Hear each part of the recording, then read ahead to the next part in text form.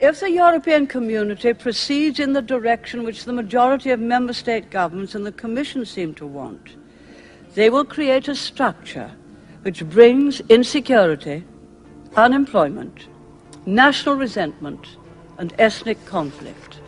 The Soviet Union was governed by 15 unelected people who appointed each other and who were not accountable to anyone. The European Union is governed by 24 people who appoint each other, meet in secret, and whom we cannot sack. Today I call for a federation of nation states. In the Soviet Union, they told us we needed a federal state to avoid war. In the European Union, they are telling you exactly the same thing. In the Soviet Union, we had a gulag. I think we have a gulag in the European Union, an intellectual gulag known as political correctness. Anybody that stands up here and dares to give a political view that is different to the received wisdom is written off as mad, insane, violent, fascist. In the EU, there are hundreds of thousands of bureaucrats with their huge salaries, their staff, servants, bonuses and privileges, their lifelong immunity from prosecution, which is simply shuffled from one position to another, no matter what they do or fail to do.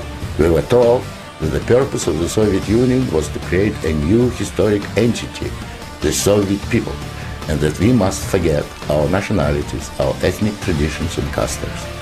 The same seems to be true of the European Union. They want you all to be a new historic entity, European. You now want this flag, and a new anthem to replace nation states, and you don't care how you get there. The Soviet Union was created by coercion and very often with a military occupation. The European Union is being created admittedly not by armed force, but by coercion and economic bullying.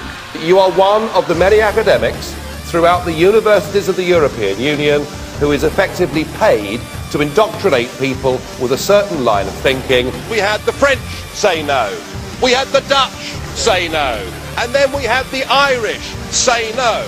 You just don't get it, do you? No means no. If you believed in democracy, you would not just bulldoze aside those 3 referendum results. You are nationalistic, you are bullying, you are threatening, you are anti-democratic, you're a complete shower.